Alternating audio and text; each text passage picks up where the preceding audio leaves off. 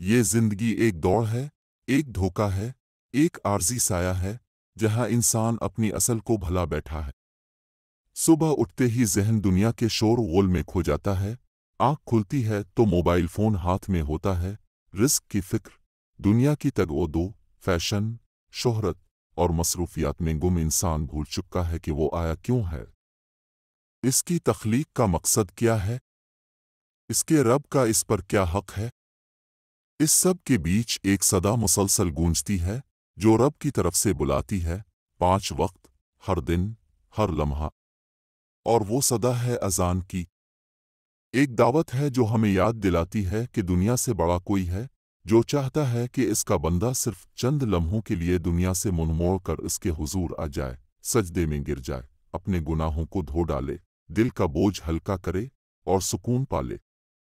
لیکن آج کا انسان اس صدا کو سن کر بھی خاموش رہتا ہے، شاید اتنا مشغول ہو چکا ہے کہ اس کی روح بے حس ہو چکی ہے۔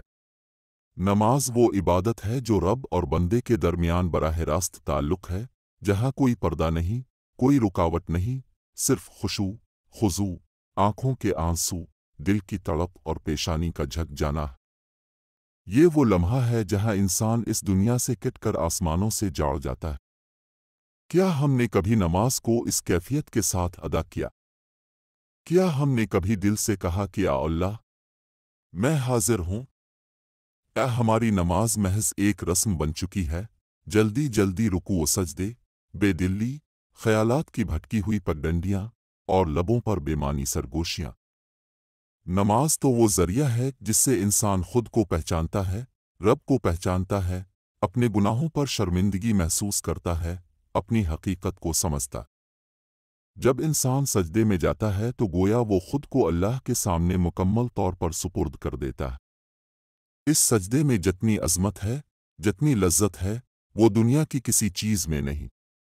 نماز گناہوں کو جھاڑ دیتی ہے جیسے درخت کے پتے خزاں میں جھڑتے ہیں۔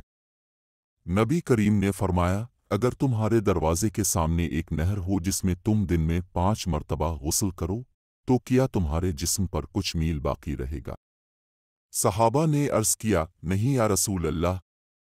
فرمایا، یہی مثال 5 وقت کی نمازوں کی ہے۔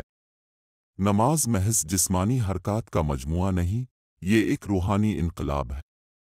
جب انسان اللہ کے سامنے کھڑا ہوتا ہے اور کہتا ہے اللہ اکبر، تو اس کا مطلب صرف یہ نہیں ہوتا کہ نماز شروع ہو گئی، بلکہ وہ اعلان کرتا ہے کہ اللہ، میرے لیے اب طاف سب سے بڑا ہے، دنیا کی ہر چیز چھوٹی ہو گئی، تیرا حکم سب سے مقدم ہے۔ لیکن افسوس، آج ہماری نمازیں ایسی ہو گئی ہیں کہ جسم مسجد میں ہوتا ہے، دل بازار میں، زبان تلاوت کر رہی ہوتی ہے، لیکن دماغ دنیا کے منصوبے بنا رہا ہوتا۔ ہم نے نماز کو عادت بنا لیا، عبادت نہیں۔ ہم نے اس کو بوجھ سمجھا، شرف نہیں۔ ہم نے اس سے جان چھڑائی، تعلق نہیں جوڑا۔ قرآن کہتا ہے، بے شک نماز بے حیائی اور برائی سے روکتی ہے۔ اگر ہماری نماز ہمیں برائی سے نہیں روک رہی، تو ہمیں اپنی نماز پر غور کرنا ہوگا۔ وہ نماز جو دل کو نہیں بدلتی، آنکھ کو اشکبار نہیں کرتی، زبان کو جھوٹ سے نہیں روکتی، وہ محض رسمی عبادت ہے، اور ایسی نماز کا ہمیں فائدہ کم اور حساب زیادہ ہوگا۔ نماز اللہ سے ملاقات ہے، اس کے دربار میں حاضری ہے۔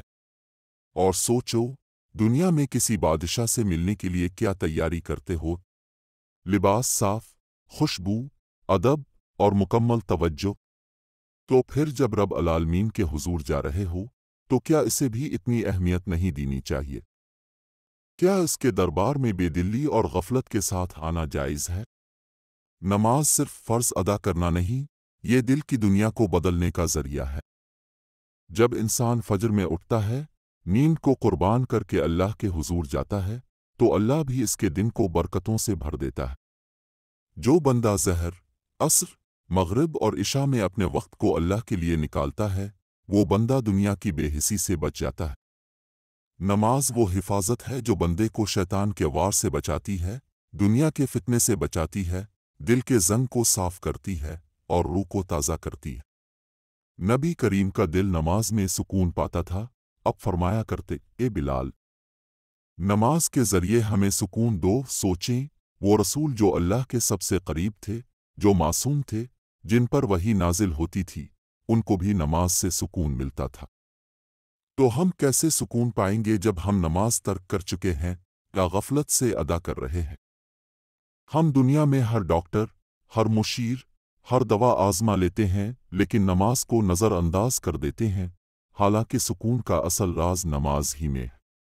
याद रखो, कब्र में जब सवाल होगा तेरे अमाल में सबसे पहले किस चीज़ का हिसाब होगा, तो जवाब होगा नमाज का। अगर नमाज दुरुस्त निकली तो बाकी अमाल भी कामयाब होंगे, अगर नमाज में कोताही हुई तो बाकी सब कुछ बेकार हो जाएगा। नमाज दीन का सुतून है, जो उसे कायम करेगा इसका दीन कायम होगा, जो उसे गिराएगा इसका दीन गिर जाएगा। दुनिया तुम्हें सब कुछ दे सकती है सिवाय सुकून के। सुकून सिर्फ एक जगह है, सजदे में, और सजदा सिर्फ नमाज में है। तो ए मेरे भाई, ए मेरी बहन, जिंदगी की दौड़ को जरा रोक, चंद लम्हे निकाल, वुजू कर, अल्लाह के हुजूर खड़ा हो जा। वो रब तेरा मुंतजर है, वो देख रहा है कि कब इसका बंदा वापस आएगा, कब उसका बंदा सच्चे दिल से कहेगा, ए मेरे रब, मैं थक गया हूँ, मुझे अपने सजदे में पनाह दे दे। वो रब जवाब देता है, वो रब संभाल लेता है, वो रब बख्श देता है, वो रब कभी खाली नहीं लूटता। नमाज में वो ताकत है कि अगर इंसान उसे अपना ले तो उसकी जिंदगी बदल जाती है। दिल के जख्म भर जाते हैं, रिज़्क के दरवाजे खुल जाते हैं, परेशानियां खत्म हो जाती हैं और आंखों में वो चमक आ जाती है जो सिर्फ अल्लाह वालों में होती है। दुनिया का सबसे बड़ा सुकून उस वक्त आता है जब तुम सजदे में हो और तुम्हें यकीन हो कि तुम्हारा रब सुन रहा है, और वो सुन रहा है हमेशा से हमेशा तक।